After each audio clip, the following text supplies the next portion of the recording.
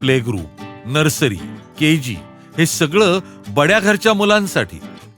गरिबांच्या लेकरांसाठी बालवाडी की थेट पहिली नगरपालिकेच्या शाळेतली. पण साताऱ्यातलं चित्रच वेगळं.